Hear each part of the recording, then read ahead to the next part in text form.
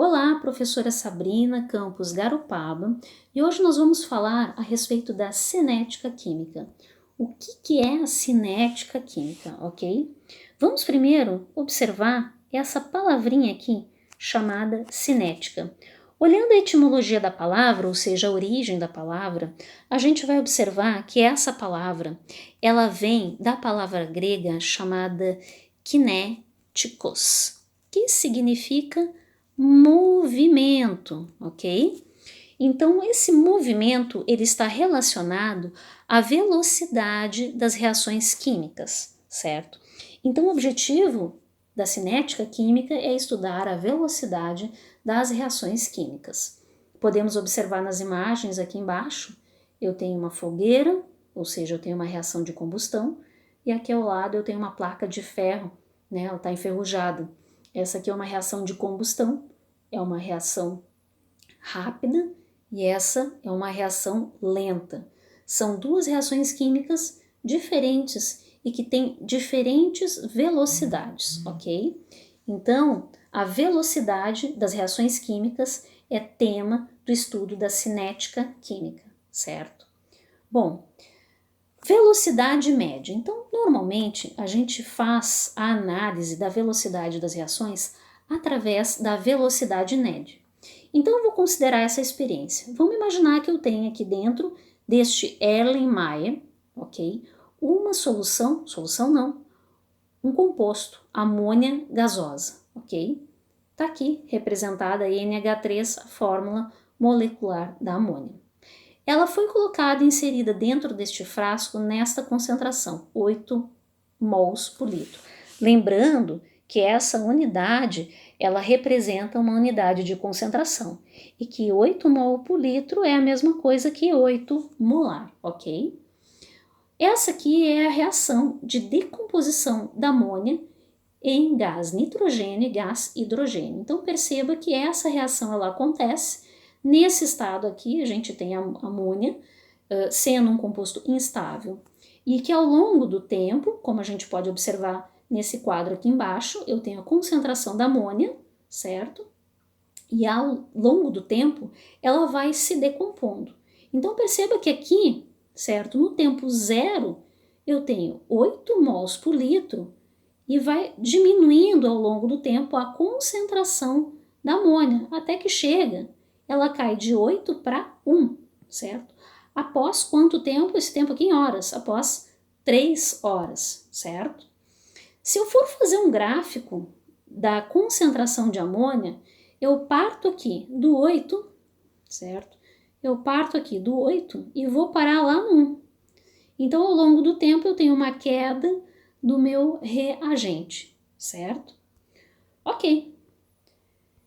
Se nós formos parar para fazer uma análise da velocidade média, o que eu tenho que observar é o seguinte, que cada reação ela tem uma velocidade de reação diferente, certo? E como é que eu vou fazer esse cálculo, gente? Lembra, velocidade da reação é uma grandeza que vai indicar como a concentração de um reagente ou um produto varia com o tempo. Novamente, aqui eu tenho uma reação lenta, que é a ferrugem, e aqui eu tenho uma reação super rápida, explosiva inclusive, que é a reação do sódio metálico com a água. Como é que nós vamos fazer isso então? Voltando lá para o meu exemplo da decomposição da amônia, a velocidade média é uma forma então de eu mensurar qual é a velocidade dessa reação. E ela pode ser medida através da variação da concentração com a variação do tempo, da variação da massa com a variação do tempo e da variação do número de mols com o tempo. Voltando lá no meu cenário lá da amônia, o que eu tenho? Eu quero saber qual é a velocidade média entre o tempo, tá, de 0 e 1 hora. Então, o que eu faço? Velocidade média é igual à variação da concentração, pela variação do tempo. Velocidade média igual à concentração final na concentração final, no tempo de 1 hora, né, minha concentração final, que era de 4 mols por litro, menos a minha concentração inicial no tempo zero, que é de 8 mols por litro. Isso tudo dividido por o meu tempo final, que é de 1 hora, passada 1 hora, menos zero, que é o tempo inicial. Isso aqui vai me dar quanto? Lembra, uma coisa importante que aqui não está marcando é que essa parte aqui de cima ela está entre módulos, ou seja, mesmo que eu tenha então um resultado da equação que me dê uma conta com sinal negativo, o resultado dela vai ser sempre positivo, porque aqui está entre módulos, ok? Então, a minha velocidade média, 4 menos 8, vai dar, na verdade, 4, porque está entre módulos, dividido por 1. Então, a minha velocidade é 4 mols por litro vezes H. Ai, que letrinha feia. Puxa, vou ver se eu consigo consertar aqui. Não, não vou conseguir, aí eu vou apagar tudo. Ok? Só botar aqui, eu só vou marcar aqui com uma cor diferente. Tá? A minha, então, conta a minha velocidade média entre o tempo de 0 e 1 hora, ok? É 4 mols por litro dividido aqui, né? 4 mols por litro vezes o H, que é da hora, ok?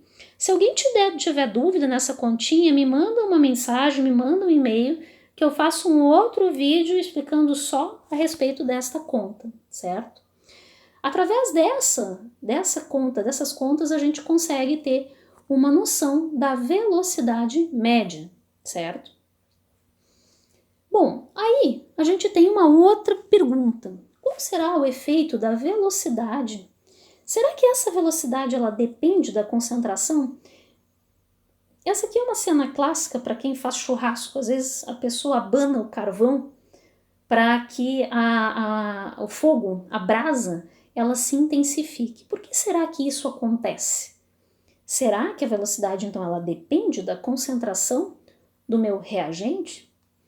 Bom, vamos então a uma outra reação química para a gente tentar visualizar isso aqui. Aqui eu tenho ozônio mais óxido de nitrogênio, formando o gás oxigênio, dióxido de nitrogênio. Bom, o que eu tenho aqui? Eu tenho a reação entre esses dois componentes, entre esses dois reagentes, que vão gerar esses dois produtos. Para que essa reação ela aconteça, essas moléculas elas precisam se aproximar com uma velocidade x, com uma orientação geométrica adequada e com uma velocidade tal para que essa ligação ligações sejam quebradas e outras ligações sejam produzidas para que o meu produto ele seja formado, ok? Então aqui eu tenho a aproximação dos reagentes, aqui eles se chocam, ocorre esta colisão com uma geometria adequada, uma velocidade, uma energia adequada para formar o que eu vou chamar aqui de complexo ativado, certo? Ou estado de transição. Então isso aqui é um momento em que esse estado de transição é o momento exato, o momento em que eu tenho quebras de ligação de uma parte e formação de outras ligações, e depois, por final, então, os meus produtos sendo formados através do afastamento destas moléculas, ok? Qual é o efeito da concentração sobre a velocidade? Então, voltando a responder a pergunta. Bom, o que a gente pode concluir daquele slide anterior?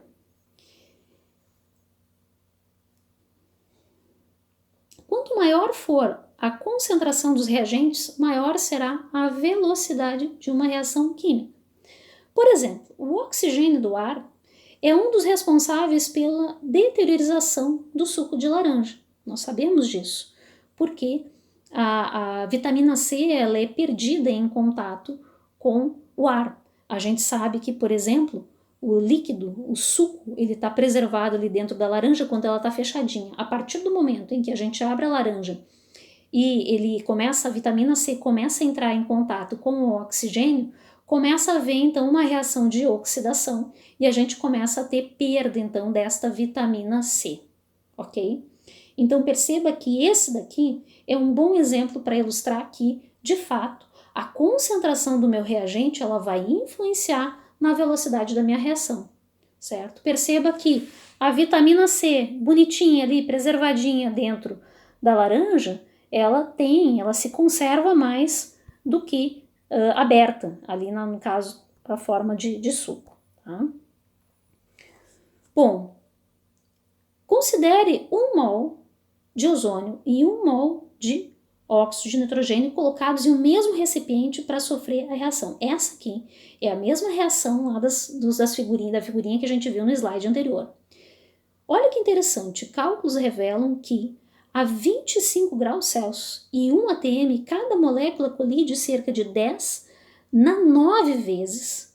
Gente, olha, é muita coisa, é 10 na 9. São 9 zeros depois do 1 aqui. Ela se colide tudo isso de vezes por segundo com as outras moléculas para que exista uma colisão eficaz, uma colisão efetiva para a formação desses produtos, certo? Então essa é uma outra questão. Então, ou seja, se eu tiver essa situação ocorrendo e eu colocar esse produto, esse reagente aqui em uma concentração maior, ou esse reagente numa concentração maior, as chances de que eu tenha uma colisão eficaz acaba se tornando maior. Aqui tem um outro exemplo para a gente visualizar então as colisões, certo? Aqui eu tenho duas moléculas. Elas precisam se colidir com uma geometria favorável, uma geometria adequada e uma energia suficiente.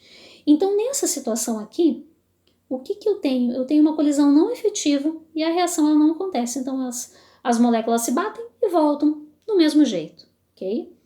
Neste caso aqui, eu também tenho uma colisão não efetiva. Também a geometria ela não foi favorável. Somente nessa situação aqui, ok?